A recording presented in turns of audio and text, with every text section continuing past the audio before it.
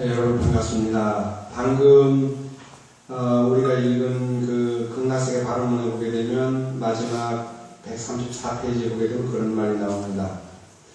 유관, 천안, 해안, 모반, 불안까지 다 이루고 천안, 천이, 심족하신 순명, 누진, 육통이며 한량없는 백천가지 하나님을 이루도록 셀 수 없는 일체공동 모두 성취하리. 그런 말이 있습니다. 그리고 맨 마지막 줄에 보게 되면 육계, 색계, 무색계를 남김없이 고르건져. 맨 마지막 페이지입니다. 135페이지.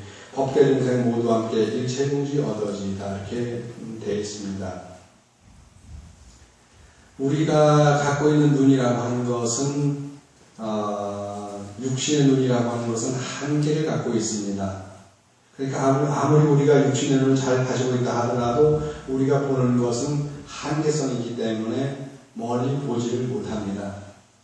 그 육안이 할 수 없는 일을 해낸 것이 바로 과학이라고 하는 아주 새로운 어떤 학문이죠. 물론 과학이라고 하는 것은 부처님 당시에도 과학이 있었고 그 이전에도 있었습니다. 다만 그걸 우리가 과학이라고 하는 이름으로 이름을 붙이지 않았을 뿐이지 과학은 있었습니다. 근데 적어도 지금부터 한 200년, 300년 전쯤에 그 텔레스코프, 즉 망원경이 개발이 되면서 우리 육안으로 볼 수 없는 세계를 하나하나 이렇게 보게 됐습니다. 텔레스코프의 발달이라고 하는 것은 우리의 생각의 지평을 아주 180도로 바꿔놓았습니다. 그 망원경이 없었다고 한다면 우리는 아직은 이 모든 행성들이 태양과 달은 당연히 지구를 중심으로 돌겠지만 모든 게 다 지구를 중심으로 돌아갈 거라고 아마 지금도 믿고 있을 것입니다. 그런데 그 무엇이 바로 망원경이 발달되면서부터 시작해가지고 우주의 세계에 이렇게 한없이 이렇게 과하고 넓다는 것을 이렇게 알게 됐죠. 그런데도 불구하고 부처님께서는 이미 2600년 바로 우리가 살고 이 지구로부터 서쪽으로 10만 국토를 지나가게 되면 아미타불처님 계신 극락세계가 있다고 이렇게 말씀하셨습니다. 그 얘기를 듣는 순간, 그 얘기를 읽는 순간, 접하는 순간 저는 정말 깜짝 놀랐습니다. 지금부터 한 300~400년, 길게 잡아도 400~500년 전에 텔레스코프, 즉 망원경이 개발이 됐는데 어떻게 부처님이 2600년에 이렇게 오셔가지고 그 당시에 이미 이 서쪽으로부터 10만 국토를 지나가지고 극락세계에 있다고 말씀하셨을까? 어떻게 부처님은 그런 걸 아셨을까 생각해보니까 바로 부처님은 육안도 있으시지만 천안도 있었고 해안도 있었고 법안도 있었고 불안도 다 갖추셨기 때문에 그렇습니다. 가장 근간이 되는 것은 바로 육안입니다. 육안을 떠나서 천안을 얻을 수가 없습니다. 육안을 떠나서 해안을 얻을 수 없습니다. 육안을 떠나서 법안도 얻을 수 없고 육안을 떠나서 불안도 얻을 수 없습니다. 아무리 뭐니 해도 가장 근원은 바로 육안입니다. 왜 그런 얘기를 하면 이 세상 모든 부처님들이 아무리 위대하다 하더라도 그가 누구였느냐? 바로 중생이었다는 얘기입니다. 중생이었기 때문에 중생의 몸으로, 중생의 눈으로, 중생의 귀로, 중생의 혀로, 중생의 코로, 중생의 몸으로, 중생의 생각으로 깨달음을 얻어가셨기 때문에 부처님은 위대한 것입니다. 그 중생의 세계에서 바탕이 되어가지고 올라간 것이지 중생을 떠나서 어느 날 문득 툭 이렇게 된 것은 아니라는 얘기죠. 오늘 아침에도 우리 법회보사님하고 우리 도법보사님 같이 이렇게 차를 마시고 얘기를 하긴 했습니다만 타 종교에서는 정말 우리가 상상할 수 없는 그런 또 다른 세계를 꿈꾸고 있습니다. 다시 말해서 우리가 살고 있는 이 지구 이외에 저 우주의 어딘가는 우리 똑같은 지구가 있을 거라고 생각하고 있습니다. 아직 과학적으로는 발견이 안 됐습니다. 그냥 우리가 추측할 뿐이지 발견이 안 됐어요. 왜냐하면 너무너무 이 우주는 광활한데 그 광활한 우주 내에 분명히 어딘가는 우리 지구와 같은 게 있을 것이다라고 하는 추측일 뿐이지 그거는 굳이 어떤 우리가 하나하나 세지 않는다 하더라도 적어도 우리가 어떤 그 법칙에 의하면 반드시 우리가 살고 있는 지구 같은 것이 어딘가 있다고 할 수 있는 그런 가능성을 갖고 있어요. 왜냐하면 이 우주 내에 우리 지구 말고도 어마어마하게 많은 세계가 있으니까. 적어도 우리가 살고 있는 태양계라고 하는 데에서 태양계를 중심으로 해가지고 이 수성, 금성, 지구, 화성, 목성, 토성, 천왕성, 해왕성 8개 행성이 있습니다. 저는 명왕성까지 있는 명왕성이만 행성에서 나가 떨어져 버렸어요. 자격이 없대요. 큰 행성이라고 해놓고 나가서 나중에 보니까 행성 자격이 없단다 그래가지고 삭제시켜 버렸습니다. 그런데 그 8개의 행성을 중심으로 해가지고 전체 그 밖으로 나가면 뭐 저 오트구름과 저 밖으로까지 나가게 되면 어마어마한 그 우주가 세계가 널려있는데 그게 다 결국은 뭐냐? 태양계라고 하는 세계입니다. 태양계. 태양계의 거리가 얼마 정도 되냐면 태양계 거리가 아무리 멀어도 빛으로 1년 정도밖에 가지 못합니다. 빛으로 1년 정도 가는 거리입니다. 빛으로 1년 정도 가는 거리라면 얼마나 먼 거리냐면 겨우 10조 킬로미터밖에 안 됩니다. 10조 킬로미터. 빛으로 1년 가는 거리가 그렇습니다. 엄청나게 먼 거 같지만 10조 킬로미터예요. 10만억이라고 하는 것은 10만을 억으로 곱하면 10조입니다. 10을 만억으로 곱해도 10조예요. 10만을 억으로 곱하면 억에 만 내면 1조고 억에 10만 내면 10조거든요. 그러니까 10만억 국토라고 하는 것은 1국토를 1km로 잡는다 하더라도 이건 제가 아주 축소해서 잡은 거예요. 그렇지만 아무리 축소해서 잡는다 하더라도 한 나라가 한 국토가 1km 정도 되지는 않겠죠. 그래서 그냥 줄여서 얘기입니다. 지금 우리 전체 지구가 몇 평방킬로미터 정도 될까요? 많겠죠? 우리 지구 전체가. 아니, 평방킬로미터 빼놓고 그냥 지구 둘레가 4만 킬로미터까지 하는데 적어도 우리 지구에는 4만 개 나라까지는 안 되거든요. 그것의 100분의 1인 400개 나라도 안 됩니다. 한 200몇십 개 나라밖에 안 됩니다. 요즘 분열교육을 해가지고 한 200개 정도 나라 되는데 그러면 약 얼마예요? 100분의 1도 아니고 200분의 1밖에 안 됩니다.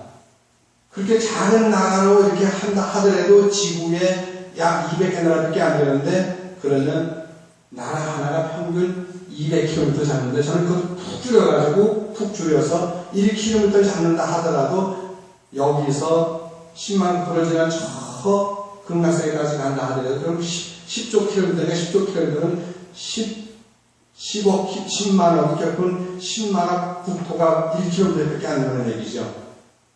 그런데 부처님은 이미 그 옛날에 그렇게 10조 킬로미터를 지나서 바로 극락세계에 있다고 얘기를 하셨습니다. 근데 실제로 요즘에 천문학자들이 연구를 하게 되면은 태양계 끝에서 끝에까지가 딱 10조 킬로미터랍니다. 그걸 벗어나지 않는답니다. 10조 킬로미터, 아유, 그것밖에 안 돼 라고 하지만 어마어마하게 먼 거리입니다. 왜냐하면 태양에서 지구까지 오는 게 1억 5천만 킬로미터밖에 안 돼요. 1억 5천만 킬로미터. 1억 5천만 킬로미터에 만 배를 봐야 1조 5천억 킬로미터입니다. 만 배를. 그러면 태양에서 지구까지 오는 것에 몇 배 돼야 돼요? 약 7만 배 정도가 되어야만 비로소 태양계 전체 태양에서 지구까지 오는 것의 거리에 7만 배 정도 돼야만 10조 킬로미터가 되니까 그래도 어마어마하게 넓은 겁니다. 그런데 부처님께서 이미 옛날에 육안을 얻으시고 육안을 바탕으로 해서 하늘의 눈을 얻으셨고 하늘의 눈을 얻은 다음에 지혜의 눈을 얻으셨고 지혜의 눈을 얻으신 다음에 뭘 얻으셨어요? 진리의 눈을 얻으셨고 진리의 눈 다음에 뭘 얻으셨죠? 바로 부처님만이 갖고 있는 그러한 눈을 얻으셨습니다. 그런 것이 어떻게 가능하냐 하면 바로 그 다음 주에 나오는 하늘의 눈과 하늘의 귀와 그리고 삼천대천 세계를 한꺼번에 통찰해 알 수 있는 그런 신족통을 얻었고, 그리고 남의 마음이 아니라 모든 생명의 마음을 꿰뚫어 볼 수 있는 그러한 타심통을 얻으셨습니다. 그 모든 생명의 현재만이 아니라 무한한 과거의 마음을 다 알 수 있는 숙명통을 얻으셨고, 마음만 아는 것이 아니라 그 모든 생명들의 과거생의 모든 그러한 과거생의 삶을 다 꿰뚫어본 그런 숙명통을 얻으셨습니다. 그러니까 우리가 어디 가가지고 사주 보는 거 그거 고생하지 마. 왜? 부처님이 다 알고 계십니다. 왜? 과거 무한겁 이전에 우리의 그 전생을 다 알고 계십니다. 그것은 바꿔 말하면 뭐가 되죠? 무한겁 전에 전생을 하신다면 무한겁 미래에 우리의 중생들의 미래를 내다볼 수 있습니다. 그게 바로 무슨 의미냐면 바로 타심통이라고 할 수 있는데, 타심통과 곁들여서 숙명통이라고 하는 것은 숙은 전생이고 명은 생을 걸쳐 있습니다. 그러니까 모든 생명이 갖고 있는 모든 생명의 과거, 현재, 미래를 다 아시는 분이 부처님이세요. 그러니까 그런 눈을 가지셨기 때문에 모든 생명이 걸쳐 있는 저 극락세계까지 다 한눈에 내다보시는 것은 육통을 얻으셨는데, 제일 중요한 게 누진통입니다. 이 숙명통까지는 인도에서 도를 좀 깨달았다고 하는 분들은 좀 얻어갑니다. 저도 전생에 인도에 살았는데 천안천이 신족 타심 숙명은 고사하고 제 마음도 못 깨달았는데, 그 당시에 모든 그러한 그 인도의 유명한 성자들은 이 5가지를 다 얻었답니다. 근데 누진통은 오직 부처님은 얻으신 거예요. 누진통은 뭐냐면 글자가 들어도 그대로 누라고 하는 것은 번뇌입니다. 번뇌가 다 한 통을 얻으신 거예요. 이러한 여기 물이랑 이 안에 진흙물이 담겨 있습니다. 진흙물이 담겨 있는데 진흙탕물은 보니까 한참 시간이 흐르니까 밑에 앙금이 가라앉고 위에 물만 맑은 물이 있어요. 마실 수 있습니다. 이렇게. 그런데 물을 마실 때라도 흔들리지 않으면 밑에 앙금은 위로 올라오지 않습니다. 당분간은. 그런데 이게 흔들리면 어떻게 돼요? 밑에 있는 앙금이 다시 위로 올라와서 물이 흐려져서 마실 수가 없게 되겠죠. 우리는 위에 있는 맑은 물만 보고 밑에 있는 앙금을 생각지 않고 맑은 물이네 라고 하지만, 그것은 중생의 세계는 다시 흔들리면 다시 앙금이 이게 위로 올라 섞일 수가 있습니다. 그런데 밑에는 앙금을 다 걷어내고 맑은 물만 다시 따라놨을 때는 아무리 흔들어도 결국 그거는 결코 다시 중생의 세계로, 탁한 세계로 돌아가지 않습니다. 누진이라고 하는 것은 마음속에는 모든 그러한 이 앙금이 완벽하게 지워져 버린, 완벽하게 이렇게 비워져 버린 그러한 세계이기 때문에 다시는 내 생명의 세계를 혼탁하게 만들고 크게 만드는 일은 없다고 하는 것입니다. 그래서 제가 요 근래 누진이라고 하는 걸 제가 새롭게 번역을 했습니다. 이건 불교 경전 속에도 불교의 어디 일체 어떠한 불교 사전에도 나오지 않는 겁니다. 누라고 하는 건 뭐냐, 그 자도 샌다는 뜻입니다. 샌 글자거든요. 마음속에 어떤 것을 간직하고 있었는데, 간직하고 있는 것이 남아있지 않으면 새버리게 되면 안 되잖아요. 새면 안 되거든요. 우리의 정신세계가, 우리의 신경세계는 신경세포로 이루어져 있는데, 이 신경세포는 재생이 안 됩니다. 이런데 세포는 다 재생이 됩니다. 죽으면 다시 재생돼요. 그런데 우리 신경세포는 재생이 안 됩니다. 그래서 신경세포가 하나가 망가져버리는, 망가진 것은 그냥 그대로 망가진 채로 있지, 그것이 새롭게 대체할 수 있는 게 아무것도 없습니다. 이 신경세포가 약 1000만억 개라고 한다면 1000만억 개가 1000만억 개, 2천만 개가 한다는 건 숫자는 중요하지 않지만, 그 세포가 하나 둘 자꾸 죽어가게 되면은 우리의 기억도 죽어갑니다. 왜? 요 신경세포는 메모리 세포입니다. 그 메모리 기억이 있어가지고 이 신경세포 안에 우리가 가나다라 마바사자 딱딱바주 우리가 외우고 이 속에 무엇을 기억하고 있어요?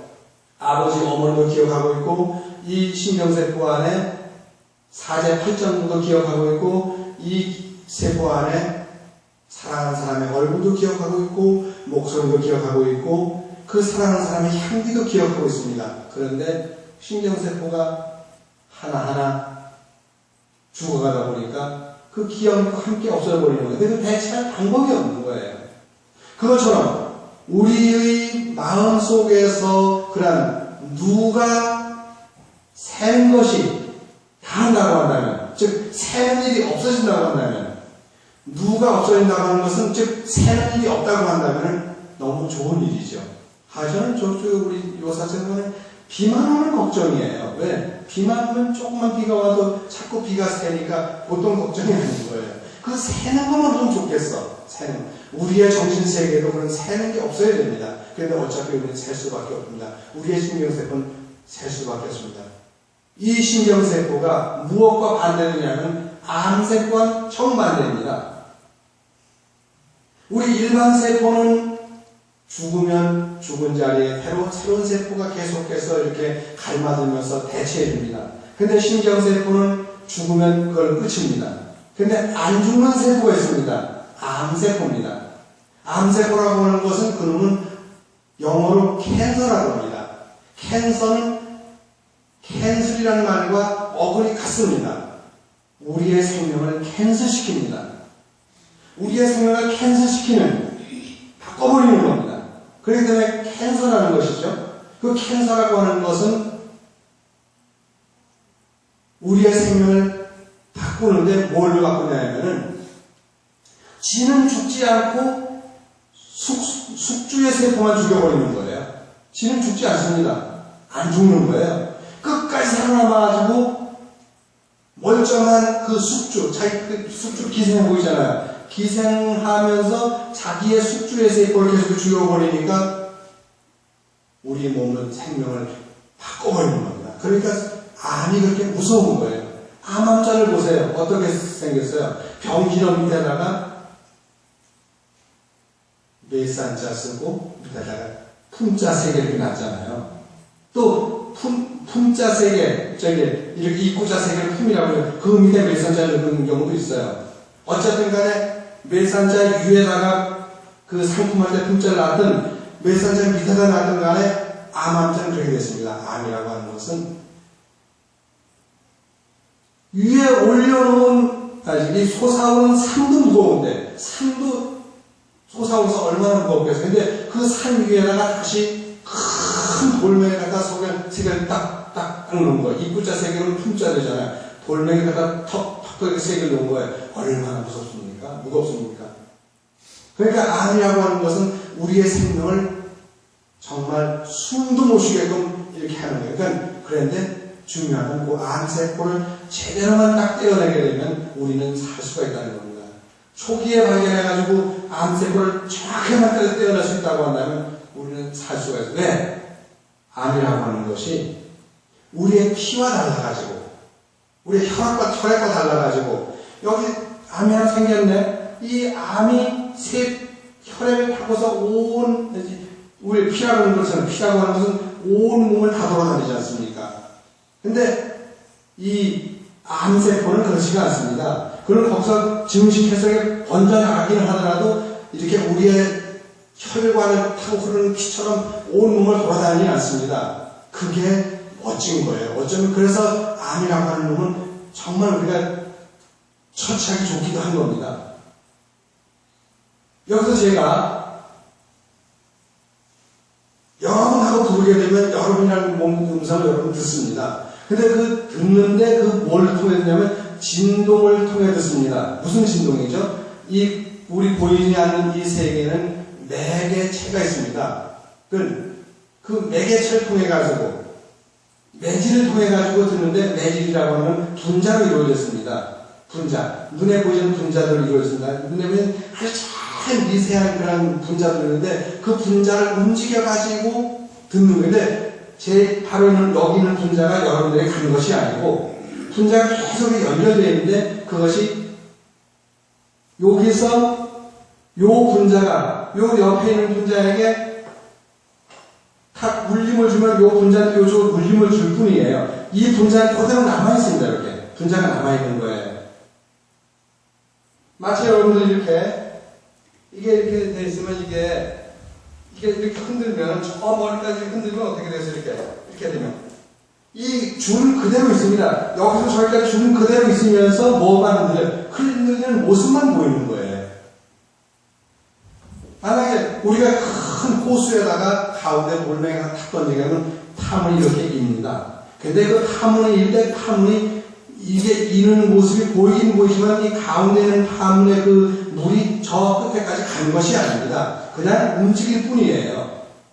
그러니까 암세포가 여기서 생겼다 하더라도 그 암세포가 온 몸을 휘지고 다니지 않습니다. 휘지고 다니지 않기 때문에 그 암세포만 딱 떼어내면 우리는 살 수 있는 겁니다.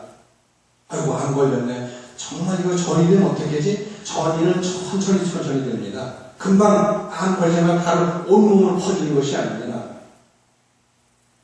그렇기 때문에 우리는 암을 제거할 수가 있죠. 어떻게 하든 암까지 얘기가 나오겠는데 우리의 생명이라고 하는 것은 그렇게 소중한 것입니다. 소중한 것인데 이 소중한 암세포를 우리가 제대로만 우리 생명을 갉아먹는 암세포를 우리가 제대로만 대체할 수 있다고 한다면 우리는 무서워하지 않아도 됩니다. 그 대신 빨리 발견하고 빨리 치료를 할 수 있으면 되는 거죠.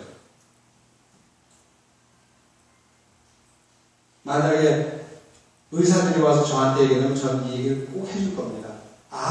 그거 조기에 발견해서 조기에 빨리 치료해라. 그러면 괜찮다. 저는 그렇게 얘기할 수 있습니다.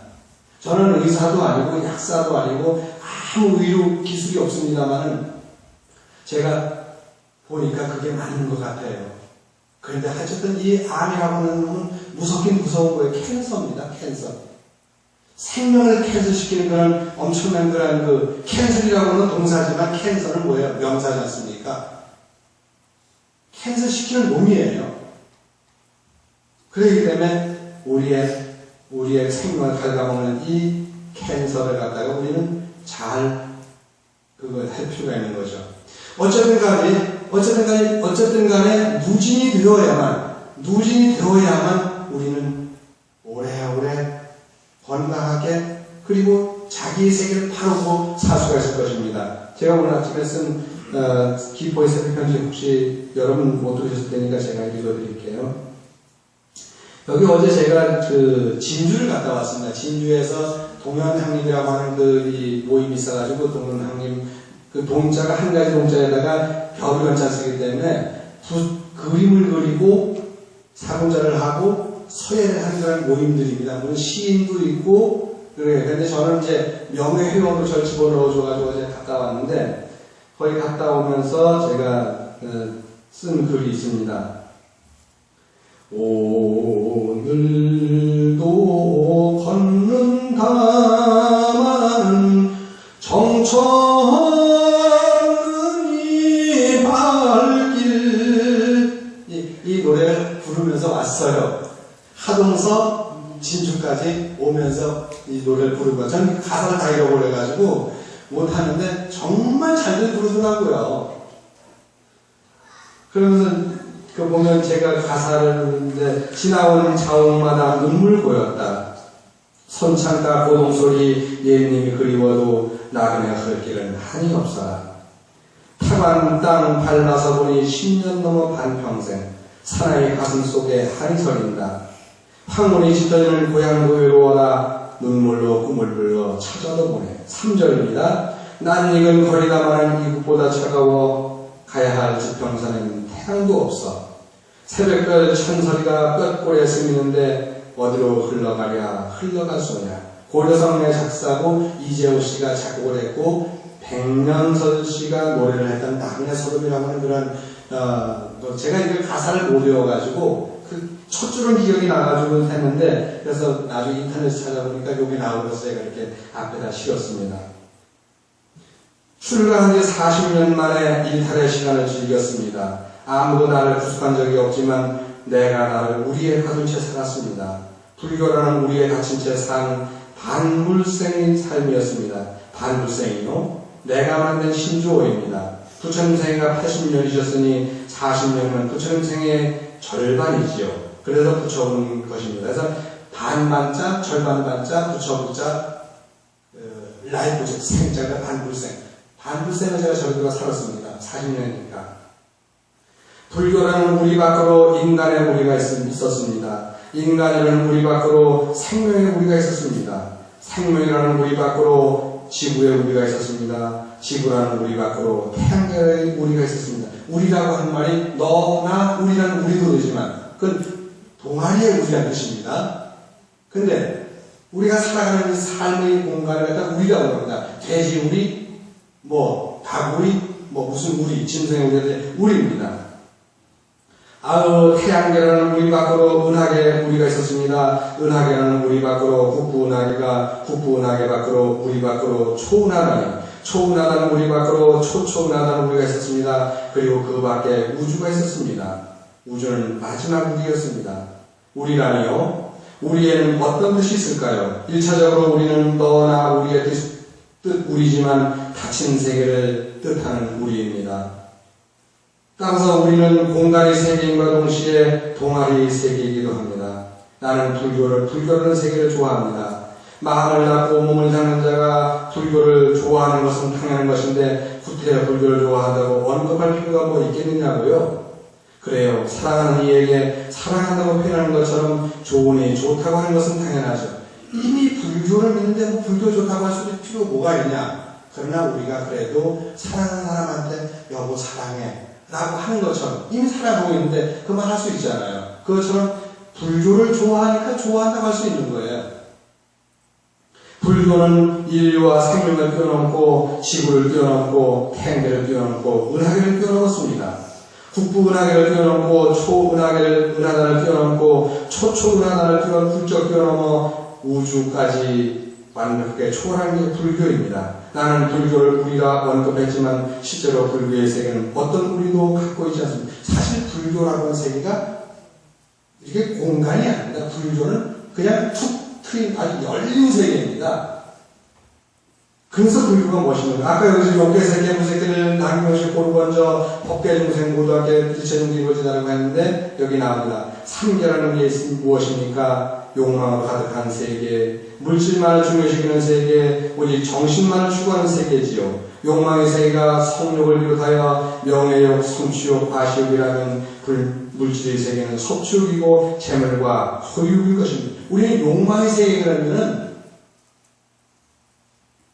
물질의 세계와 좀 다른 걸로 알고 있는데 물질도 욕망의 세계고 물질은 물질의 세계인데 그럼 욕망의 세계라고 하지 않고 그냥 물질의 세계라고 했을까? 그 욕망의 세계에서도 특히 돈 욕심이라든가 재물 욕심이라든가 소유욕이라는 이런 건 아까 물질의 세계로 둔 거예요.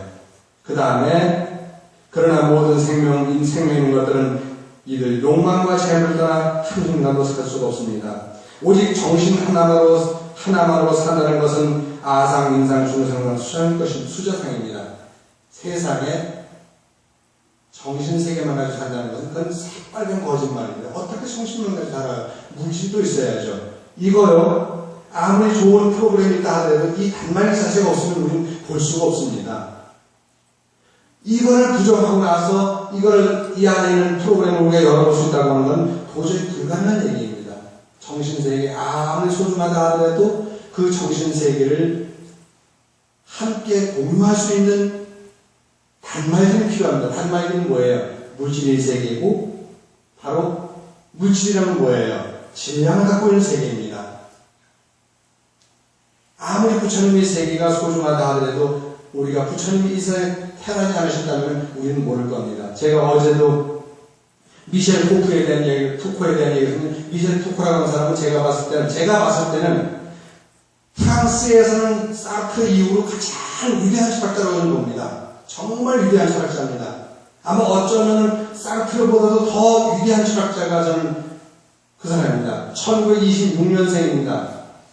나이 많지 않습니다. 그래서 1984년에 세상을 떠났습니다. 우리나라 나이보다가 겨우 59세에 세상을 떠났습니다. 그런데 이 친구가 뭘 했느냐면 아주 재밌는 말을 했습니다. 스마트폰을 딱 놔두고 이거 스마트폰 아니야. 파이프를 그려놓고 파이프를 그려놓고 파이프가 아니야. 저 하늘에 달을 그려놓고 손가락을 가리시는데 저건 달도 아니고 손가락도 아니야. 이미지일 뿐이야. 근데 우리 옛날 선사들은 뭐라고 했어요? 저거는 손가락 달을 가리시면 저거는 달을 가리키는 손가락일 뿐이지 달이 아니야. 손가락을 이러면 그건 손가락일 뿐이지 손을 달을 가리키는 손가락일 뿐이지 그건 달이 아니야 라고 하는데 우리는 손가락에 매여 있습니다. 아니면 달에 매여 있거나. 근데 이 미셀 투코라고 하는 친구는 아니죠. 저도 나이가 한참 많으니까. 이 양반은 달도 손가락도 부정했습니다. 오히려 욕계 새끼 무새끼라고 하는 설정을 함으로 인해가지고 욕계 새끼 무새끼를 뛰어넘는 세계를 이 친구는 보여준 거예요. 멋진 친구죠. 어떤 사람도 그렇게 못했습니다. 서가모니 부처님께서 왜 욕계 새끼 무새끼를 보여줘요? 원래 욕계 새끼 무새끼가 없습니다. 근데 부처님께서 욕계 새끼 무새끼를 뛰어넘으라고 그걸 보여주신 것입니다. 오늘 우리에게 소중한 것은 바로 이러한 부처님께서 왜 욕계 새끼 무새끼를 소중했을까? 이걸 한번 생각해보는 시간을 갖는 것이 저는 소중하다고 생각을 합니다. 바로 이어서 우리 최석권 고사님, 김태현 고사님, 그리고 신경자 고사님 불명진 드리도록 하겠습니다.